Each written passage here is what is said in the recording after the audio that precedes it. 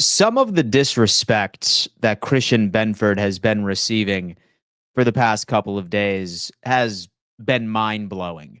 I just saw a tweet from Jeremy Fowler where he ultimately ended up releasing an article ranking his top 10 corners in the NFL. And what really pissed me off was the fact that Benford was not a part of that top 10 list. And more importantly, he wasn't even listed as an honorable mention. So on today's episode, I feel like I'm preaching to the choir because everybody tuning in, at least Bills fans tuning in, know what type of player we have in Christian Benford as a CB1. And again, it's just more bulletin board material. And it's anybody's guess when the national media is going to hop on the bandwagon. Because I can assure you, folks, that Christian Benford is a dog. I'm speaking to some fans that might come in that are not strong with the Buffalo Bills fan base. Maybe you're rooting for a different team. But I promise you, by the end of today's episode, you are going to be a believer in Christian Benford as he takes over the damn NFL. On today's episode, that is the main topic of the day, and we have quite a few other topics that need to be discussed. Von Miller found a new home. We have an update or a potential update on the injury status of Landon Jackson. As many of us know, he was put on the PUP list just 2 days ago. And then, according to my good friend Kevin Masari, it sounds like it may not be as bad as we initially anticipated. And also, we might have some optimism surrounding the TJ Sanders second round pick. He may be coming to camp after all.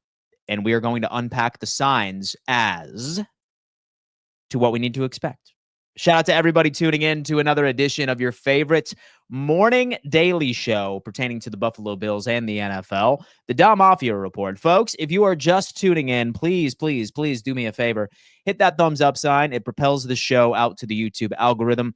We have one goal and one goal only. We want to build an insane live chat audience because, as you know, we try to keep everybody involved in the conversation from day by day. So the more you hit the like button, the more we can recruit to our live chat community. Everybody that is in the chat, please do me a favor immediately. Sound off in the comments and let us know where you are tuning in from.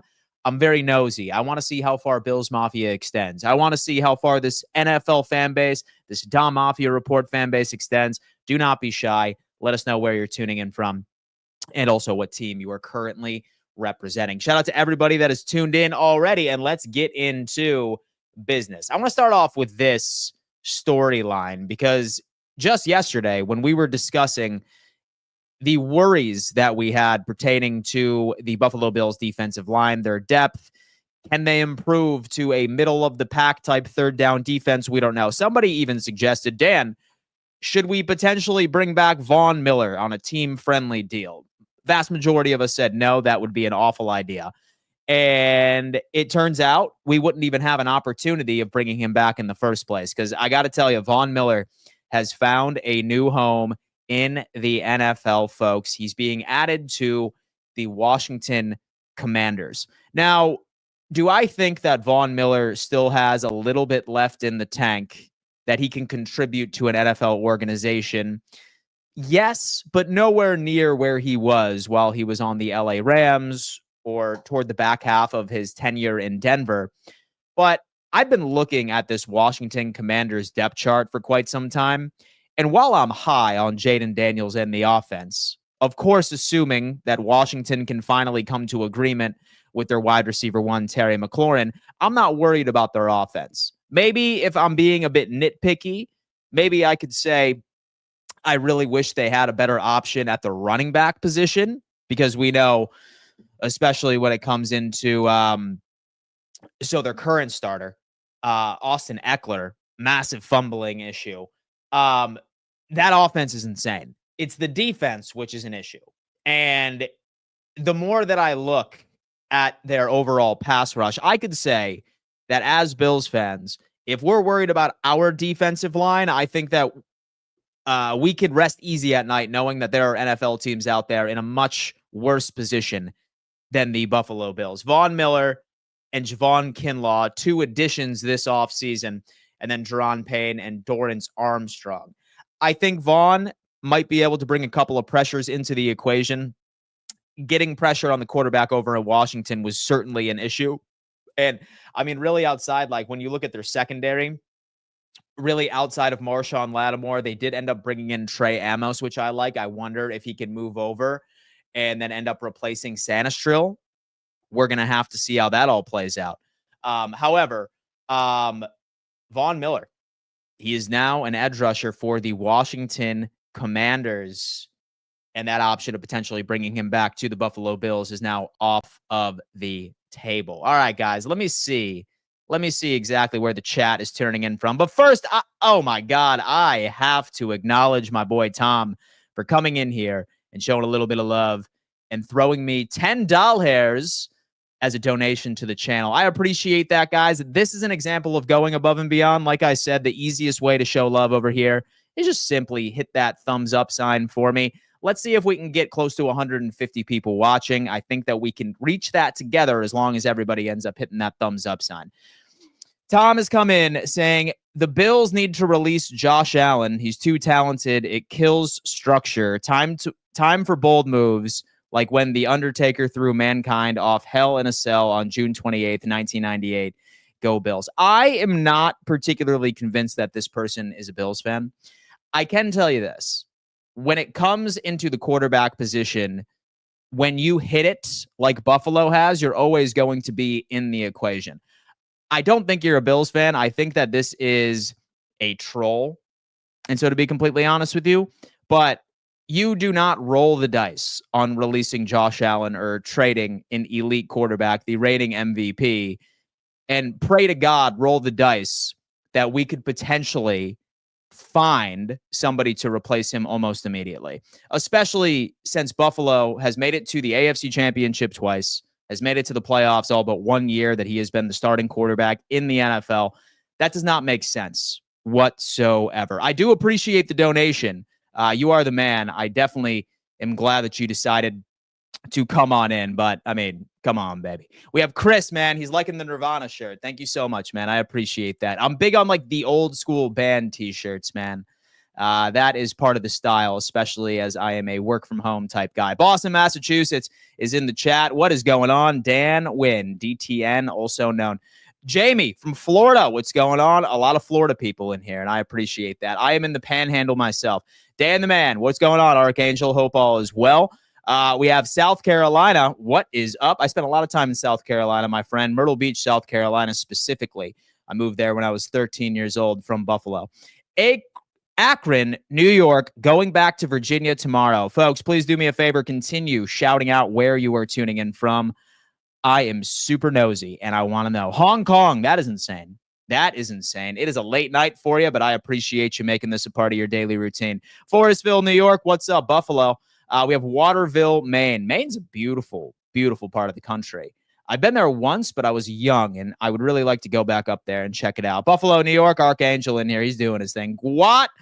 Guadalajara, Mexico. Rodolfo, what's going on? It's been a while, man. I hope all has been well in your neck of the woods. We have New York, Sempronius, New York. Go Bills, Joe Brown. Hope all is well with you, my friend. Good for him, man. That's what I'm saying.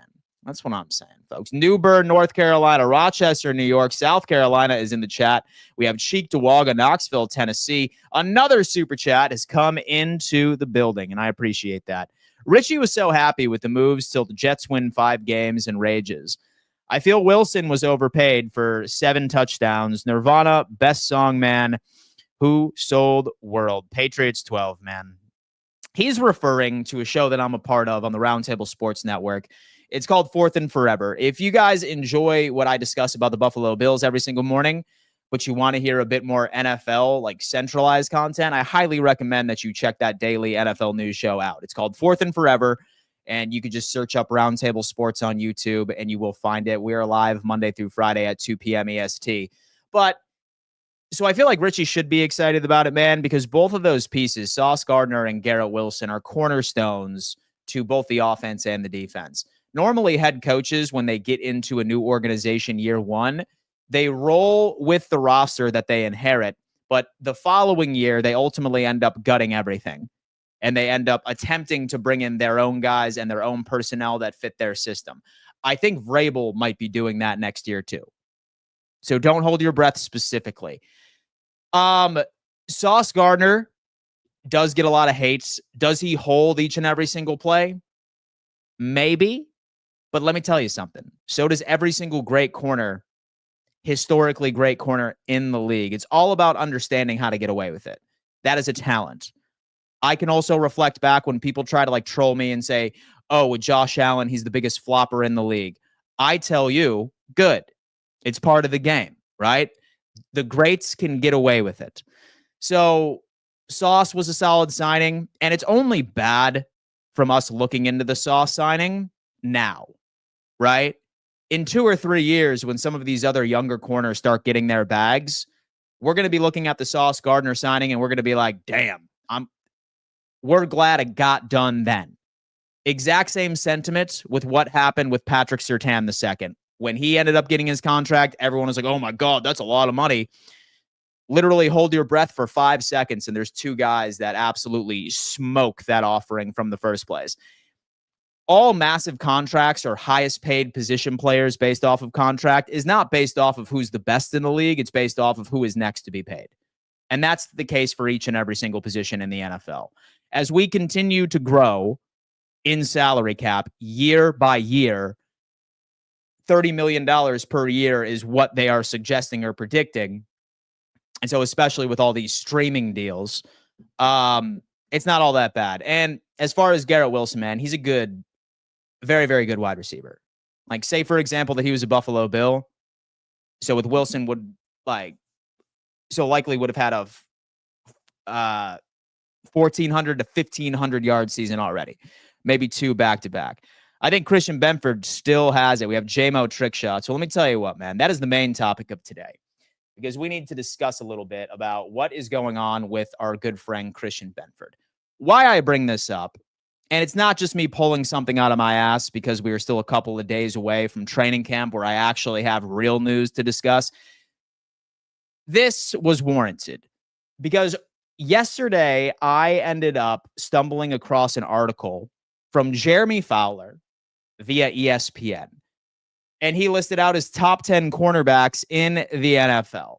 And you know what? It's highly debated, right? Like, I wouldn't be upset if one player was at 1 or 2. Like, for example, so I think it goes without saying, Pat Surtain II is the best corner in the NFL. I'm not pissed off about that.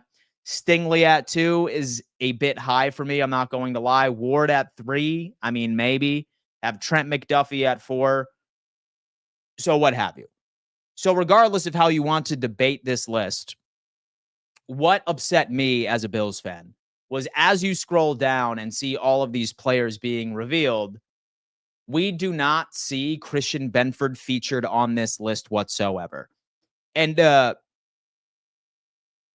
so to add further gasoline to the fire, which is really going to upset all of you, when it comes into honorable mentions, Benford is still not listed. How much more does Christian Benford have to prove, ladies and gents? Now, I'm going to do my best to make sure that this comes off as objective as humanly possible.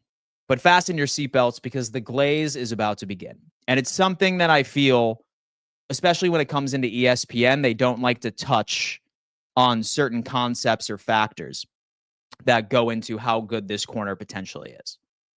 Number one, I always say this, when it comes into preventing separation DVOA, right? I'm talking the sticky coverage metric that most ESPN and FS1 does not like to highlight. Benford is second only to Patrick Surtain II when it comes into his ability to read the quarterback's eyes, excel in zone coverage, and even in man coverage using his physicality. It's very often, or it's very rare that I see Christian Benford get burned. And the fact that he is able to prevent separation to that extent and be in the same conversation as PS2, and there's not much of a gap either. We're talking about a decimal point in a difference between number 1 and number 2, and Benford's number 2. And that's something that no one ever talks about. But have to look at coverage grades. He has an 87.1 PFF coverage grade in 2023 and 2024. That is fourth among NFL CBs. He is a lockdown CB1, and he regularly does not get the recognition that he deserves. In 2024, he allowed just 0.477 yards per coverage snap, meaning that you never saw crazy-ass separation from this guy. And he's not blazing speed either. He runs a 4.445. So it goes to show you how good he is with his technique and how Sean McDermott ends up implementing him into the defense. It's a low completion percentage when Benford is targeted.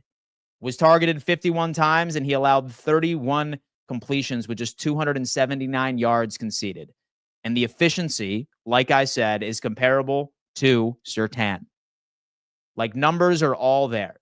A QB rating of 72.3 when he is targeted on the field. Guys, I got to tell you, if Christian Benford was not on the field last year for the Buffalo Bills, our secondary would have been significantly worse. And say that you're looking for something so to solidify that for you. What happened to the Buffalo Bills during the AFC Championship when that man ultimately ended up, when he ultimately ended up getting off of the field or removed from the field by itself, man? He is the engine that runs our secondary, and this is something we need to go up with. Has 5 interceptions, has only 3 missed tackles in the 2 years, has more interceptions than he has had missed tackles from last year. 4 forced fumbles, which is insane. His clutch plays all over. So when he was ultimately ended up to pass break up that 4th down attempt from Tyrod Taylor, some people say he was held, but whatever. And then also that AFC East clinching game against the Dolphins just a couple of years ago. Has a 1.9 missed tackle rate. 142 career tackles, 110 of those solo. So he's the physical corner that we all need to see. He's versatile in zone and man, has durability, surprisingly enough. He's played 34 of 39 games. Unfortunately, he's just injured in very important games, as many of us already know. And his recognition is just not there. I do want to say that I'm glad PFF was able to give him the recognition that he deserves. They had him at number 8. In my opinion, I have Christian Benford ranked number 5 in the NFL. And many people might think that that sounds crazy, especially if you are outside of the Bills Mafia fan base. But I think that it's going to be unanimous by the time that this is all said and done. And so I can sit here and yap and say, hey, it's Benford. He's top 5. He's doing his thing. But stats always don't tell the story. And as you know, I do like to watch a little bit of film here. And I have pinpointed a couple of coverage snaps that I think is a perfect example of how great of a cornerback this guy is, right? This right here was a rep against the LA Rams. You're going to notice Cooper Kupp in motion right behind the line of scrimmage, and you're going to see how great Christian Benford ends up adjusting to this and reacting at the exact same time. It's a game of inches. It is a game of implementing and executing at the very right second, or otherwise you're cooked. So we can watch this right here. So you have Cooper Kupp. He is in motion. And Benford understands where the ball is likely going to go. And look at where his hips are, still focused in on Matthew Stafford's eyes. He's not looking into Cooper Kupp right now. He's trying to understand where he is going with this ball. This right here is where you typically see a lot of cornerbacks, especially rookies and younger guys, get burnt or have an extra 1 to 2 yards of separation created as the wide receiver gets into their break, where they're unable to shift their hips at the right time. But watch this. Just like that, watching the eyes, how fluid and how insanely fast he was able to change direction and make a play on the football. That is all over his film, ladies and gentlemen. It is all over his film. And I'm not just going to nitpick here. And I'm not just going to go based off of a couple of other ones. Like this right here was an interception made by Ingram from last year, right against the Miami Dolphins.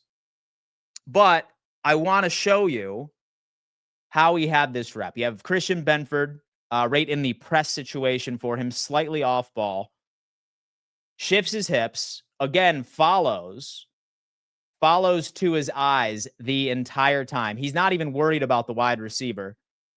and makes a play on the ball. Like, folks, I really don't know what else to tell some of you that are like, oh, no, he can't be a top 5. Like, it is all over, and the guy continuously ends up getting disrespected, right? He continuously ends up getting disrespected all over the field. But Benford, he's that dude, man. He is indeed that dude. As many of you know, I have started to shift my shows as sort of a hybrid radio show. So typically what I do is I like to welcome in callers backstage to give them an opportunity to come in and discuss what is on their mind pertaining to the Buffalo Bills. So say, for example, that you guys would like to come in. I am going to be dropping the StreamYard link in the chat. So if any of you would like to come in and tell me what is on your mind, please feel free to do so. All right. That's how we're going to be doing it. And you know what? I would love to welcome some new callers today. We have had the same people call in for the past couple of days, and that's fine. They are obviously welcome to come in. But if anybody would like to pop their cherry and roll on in and talk a little ball, what's on your mind about the Buffalo Bills / the NFL, we are here. So the New Jersey Gamer is coming in. What do you think? So what do you think the Bills Madden rating will be? It's tough to say, man. Like, normally Madden has no idea what they're talking about at any given year. So I wouldn't be surprised say that it's something like wildly absurd, like maybe like an 82 or an 83 or something. Gotta go, Dan. Hope all is well. Stay healthy and happy. Tom, I appreciate that. I sincerely hope you enjoy the rest of your afternoon. Sports gamer fan, Mason Belts. I love Taron. He's the best slot corner, but Benford's lockdown ability is crazy. With Taron Johnson is also very, very slept on at the end of the day. We have Spidey Munn statement. And the new Billustration hat drawn by Josh Allen is nice. I have to get me one. I have heard that Josh Allen is going to be wearing a different hat each and every single home game. So now I'm really intrigued to see what comes out, man. What comes out with his new hat. And by the way, many of us have been wondering about what the alternate helmet for the Buffalo Bills is going to be, folks. Say, for example, that y'all are hoping for the return of the red helmet. I think that you might be in luck. I feel like you might. Because during the commercial the other day with New Era, so you had, of course, with Allen, he was sitting on the desk and stuff, and he tried putting a bunch of pencils right into a cup.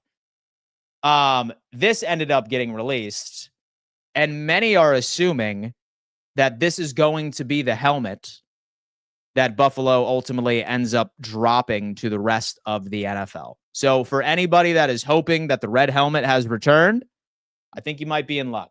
I feel like you might be in luck. 6 rings, man. Patriots fan is backstage, ready to call in and talk a little ball. What's up, man? How you doing? It's good. Yeah, like I said in my post, I wish you guys would do this on your other show so I can call in and say how I feel to you, Richie, Colby on, and discuss with everyone, you know? That would be fun. Yeah, for sure. We are actually launching that next week. It's going to be on Patreon, though, so we're only offering it to Patreon contributors.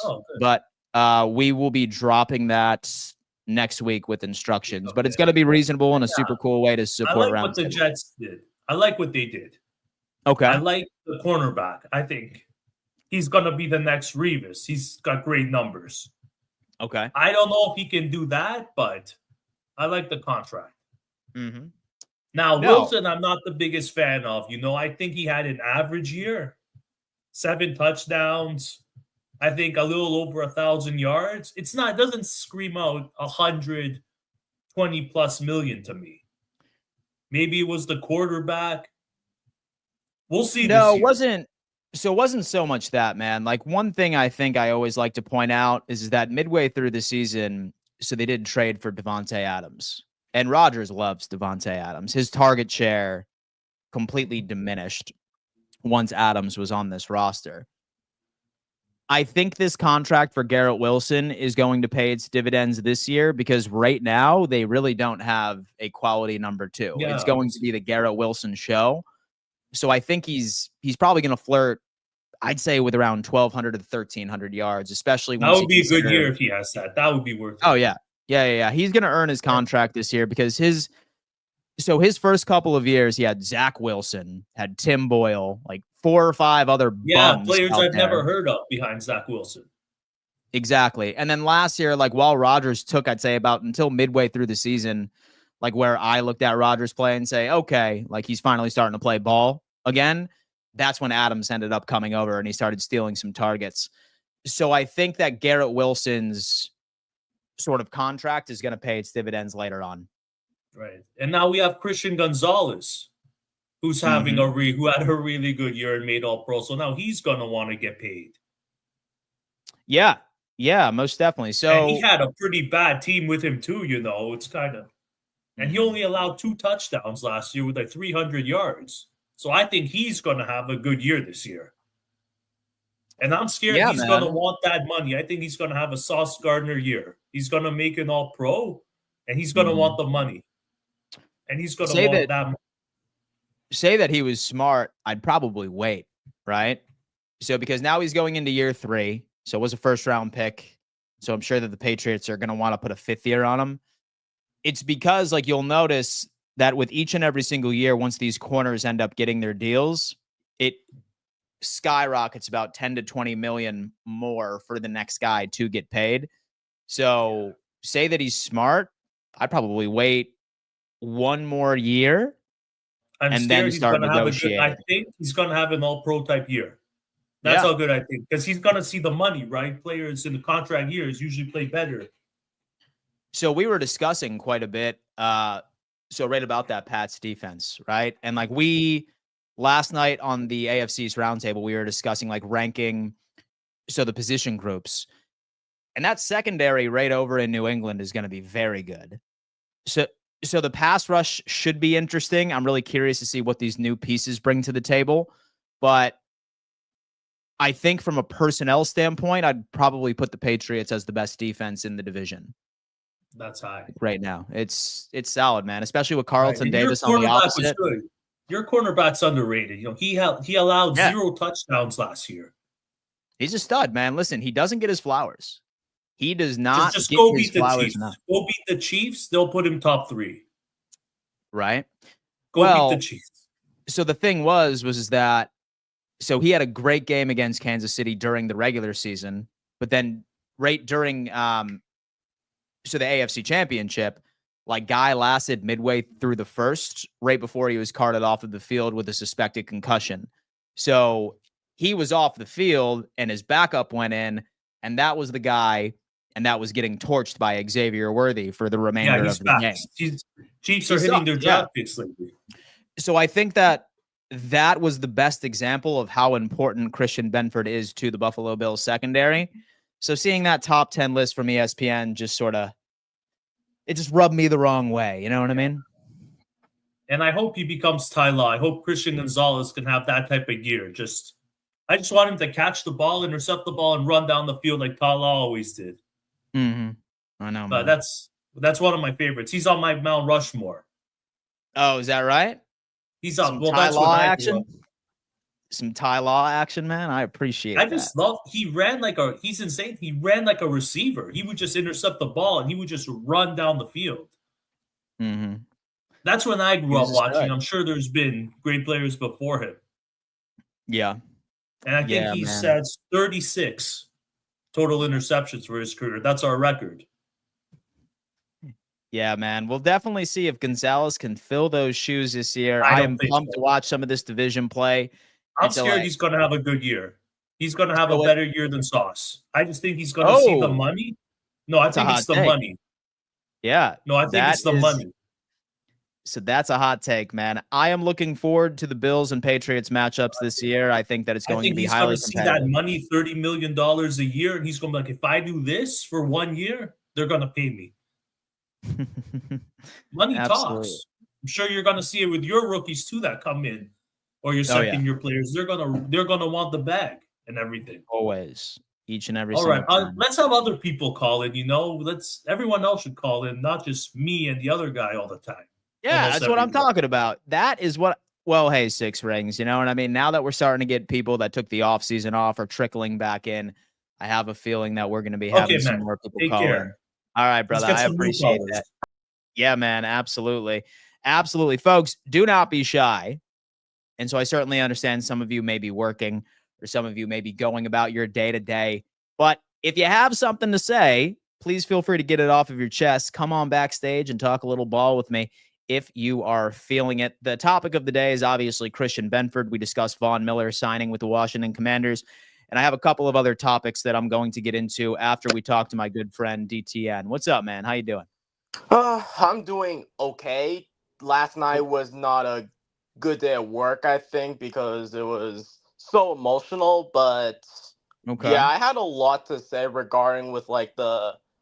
Before I want to get into my like conversation about Benford, I want to deal with the elephant in the room, and that was with the Collins. Like, I appreciate the format you did with the we're doing with the Collins on your show, Dan. However, there were a couple of issues that I really, really had during the Collins back like during the previous season on the AFC East roundtable. Hence why I decided to stop becoming a Patreon member for the AFC East roundtable and still continue to be an AFC East no how to say it? A Patreon member for Colby's channel. If you're wondering, Patriots 12, Colby also has like a Patreon page. Like if you watch at least his post game shows, you at least get to hear some of his rants that you can enjoy from a Patriots point of view. But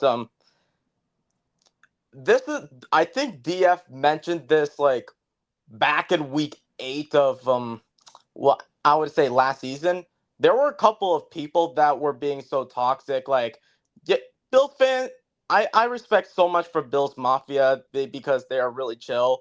But sometimes that things get really personal, and I just don't like it when people go off boards with like this sheer bullying and whatnot, especially from like Dolphins friends and Jets fans and maybe a few Bills fans. But what the I remember I did make my face cam review. I know it was like a vague moment, but I just hate the fact that it was a lot going through my mind, which is why that I like it that you're bringing back the call-ins for the Patreon members, but I feel like because of the mental state of things, I think it's best to stick to the format you're doing and then go back to doing what Colby's doing. I know it's a Yeah. lot to say.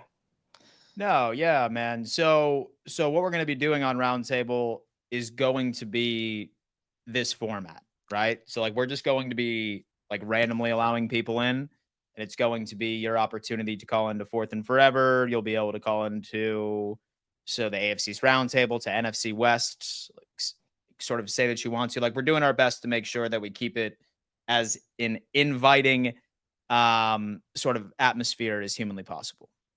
Yeah, I I definitely appreciate it.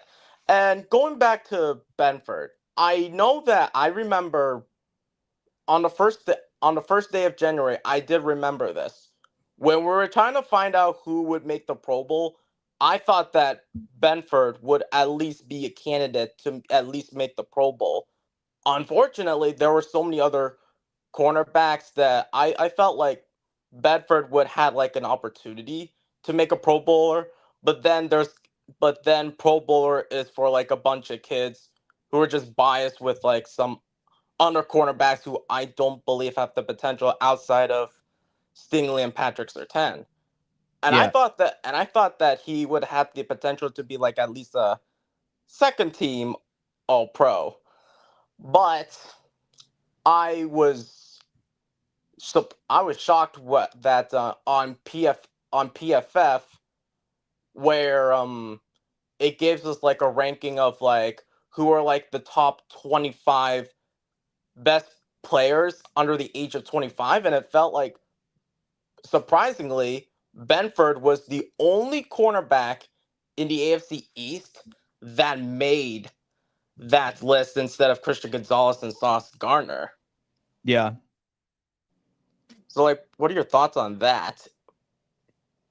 it's crazy, right? Because like normally when I look at ESPN or FS1 rankings, for the most part, those lists are built for just the casual watcher of the NFL, is basically what I'm looking at. But then when you ultimately end up seeing top 10s for PFF, which is more an advanced analytical platform, those are typically the rankings that I like to take a bit more seriously. So with ESPN, FS1, like 9 times out of 10, like those guys are there for entertainment value / some shock value. Some of those hosts like really just like to buy into what the masses are saying, and they like to hang on to like draft position, for example. So what they'll do is just say like, oh, well, this guy was drafted in the first round and he had a great year 3 years ago, was still off, but let's stop sleeping on his potential rather than looking at specific performances from players from the year previous. That's what I've learned from being able to dissect sort of like these lists that come from the variety of platforms. Yeah. And Yeah. And when it comes to Benford, and I know he was in the same draft class as Sauce Gardner and my guy Marcus Jones, but fair to say that I would prefer Christian Benford over my guy Marcus Jones and overpay Sauce Gardner, because I know you guys gave Benford like a reasonable contract, like 19 mil for a cornerback who has the potential. I really love that contract extension over what Sauce had, even though he was a first rounder. He hadn't made All Pro. I hope Benford has the potential, especially that I heard so much praise around him, and I'm surprised that no one outside of the AFC East has been talking about Christian Benford for some reason. Got it. Yeah, dude, you know what? Like right now is just a great opportunity for him to prove it. And he has proven it for the past couple of seasons. So I think with us having Josh Allen on the roster, I think that he ultimately does sort of overshadow, right? Like several other players on this team because he's such a big name in the NFL. But mark my words, he will ultimately end up getting his recognition this year as he nabs his first All-Pro. Hot take. Christian Benford is a first-team All-Pro this year. It's very hot. It's hot for a reason, but here we go. DTN, I appreciate you calling in, my friend. I hope you enjoy the rest of your day. Of course, grab some sleep, and hopefully we'll have you roll in as often as you'd like. Thank you so much, Dan. I really need that sleep, but I just want to come in just to vent out my thoughts and, for sure. Just discuss some Benford and then some other stuff related to the Roundtable Sports. And I'll always support Roundtable Sports, but I feel like mentally I wanted to stick to this format and then whatever my boy Colby is doing. Yeah, man, for sure. I totally get it. You enjoy the rest of your day, DTN. Shout out DTN for being a stud. And my boy is always in here, always showing a little bit of love on the channel. We have Jared Wilkes. Dan is greater than ESPN. Thank you so much. I appreciate that. That is a crazy compliment, and I will take it. From Salt Lake City, Utah, go Bills. Mike Peterson, hope all is well. Is that a Chargers uniform I see? I love it. Guys, we have some more things to discuss today. Landon Jackson, as many of us know, was added to the physically unable to perform list just a couple of days ago. And I put out a video where I'd say a little upset because when drafted, he had his injury history, right? So we're talking 2 ACL tears in college. 2 ACL tears in high school and 1 in college. So when I heard that he was already being added to the physically unable to perform list, number one, I had questions. I'm like, what possibly could have happened between mandatory minicamp and him reporting to training camp just yesterday? And then we were sitting back and we were saying, great, like this is going to be another Cole Bishop scenario where he's going to be missing some significant training camp reps. That's going to pause or slow down his development, where he could actually give the Buffalo Bills defensive line a year 1 impact. Per my buddy Kevin Masari, per source, He says that his issue was a back/neck aggravation from pass rushing summit that he attended 2 to 3 weeks ago. He had neck surgery or a procedure during college, and they're taking it precautionary, but expecting him to be ready for the start of camp. This is certainly encouraging news. I still have questions, right, as into why was he put on the list, especially if there was some sort of soreness. Many are thinking that he should be ready to go by practice next week. Let's cross our fingers and hope for the best here. But that is the update on our good friend Landon Jackson. Not quite as serious as we thought. It was not a knee injury. It was not anything that he was doing outside of football activities. So let's just cross our fingers and hope that he gets those reps. Because this Buffalo Bills team needs quality production from everybody in the defensive line room. That ultimately ends up including our rookies and depth players, especially because we're going to have to go on ahead and have answers for the two guys that are currently suspended for 6 weeks. That's Larry Ogunjobi and Michael Hoyt. Dude, my guy Jamie, man, what's going on, bro? Hey, bro. Can you hear me okay? Dude, man, call it in from the job, baby. What's going on with you? If I'm coming through, I bet you I got bad service up here. Yeah. Lagging. But yeah, it's okay though. It's okay. I'll call back another time, dude. I'm way up in the hills. I'm on a mountainside, so I'm probably not gonna be able to come in. If I can get this through though. There's a lot of guys that are saying, the Bills don't have any Super Bowl wins, right? Yeah. Oh. Okay, I'm out. Sorry about that, Jamie. What did you say? Oh. So I think Jamie was about to say something. Okay. Sorry for that, Jamie. I accidentally booted you out for a hot second, but I think he was trying to give me a comeback of what I can say when people are saying that Buffalo does not have any championships. We are back-to-back AFL champions, ladies and gentlemen. Never forget that. Never forget that. All right, Martin Christ has come in and has said, grew up in Williamsville, currently living in Denver, Colorado. Eric has come in, had to drop off in order at the post office, and there was a Karen, delayed me over 15 minutes. Insane. Those Karens, man. Those Karens will absolutely get to you. Now, one last topic I wanted to discuss today is some of the worries we have had earlier, I'd say this week. And I got to tell you, all right, we were all nervous that TJ Sanders was not going to be participating at training camp, largely due to the fact that he was drafted in the second round. As many of you know, 30 of the 32 second rounders have still yet to sign their contract, because Jaden Higgins and Schweschinger from Cleveland signed fully guaranteed deals, first time in NFL history. So reports are coming out that all second rounders want the exact same thing. And there's been a fight between agents and various NFL organizations. But we did just get a good sign, folks. We got a good sign. One of the second rounders recently ended up signing their second round pick, San Francisco 49ers, drafted defensive tackle Alfred Collins, has agreed to a 4-year, $10.3 million deal, $9 million guaranteed, and now is expected to trigger multiple second-round signings per source. So the first domino to fall with all of these second-rounders who are supposed to be reporting to camp today, and lost in the shuffle, folks, Bills rookie Sanders did end up reporting to camp for the rookie entrance for this 2025 rookie season to begin with, right?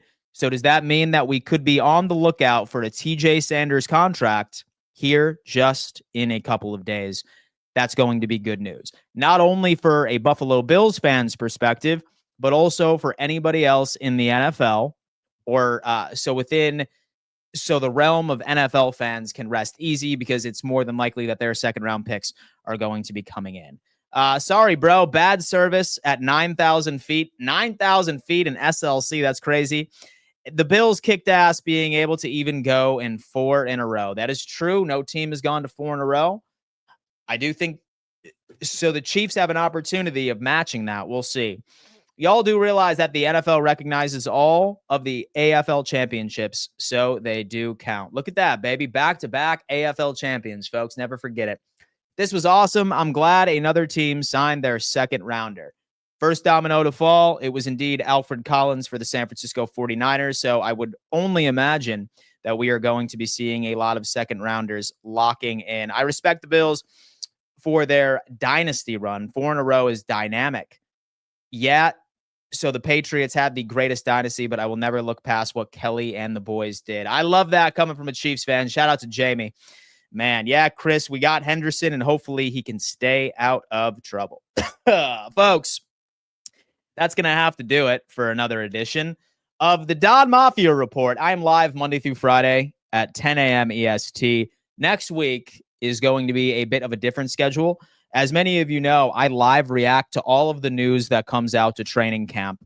It's typically a 3 to 4 hour stream where we are reacting to the press conferences, to all videos that come out, to all sources from some of the people that are there as far as updates, so we can really understand how some of these players are looking. So say, for example, that you're planning on being at work or you're going to be busy, and you do not want to have to wait until you get off and look for articles that summarizes everything. Just do me a favor and tune on in right to this show, because I am going to be breaking the news to you as I receive it. So just treat me as a radio show, right? Where I'm quite literally going to be giving you rolling updates as they come in, so you are one of the first to know exactly what is happening at Bills camp. Do me a favor, smash that like button, subscribe to the channel, and turn on bell notifications, because next week is really the first week where things start to get interesting. Thank you guys so much. I love each and every single one of you, and I will see you a bit later for Fourth and Forever. Peace.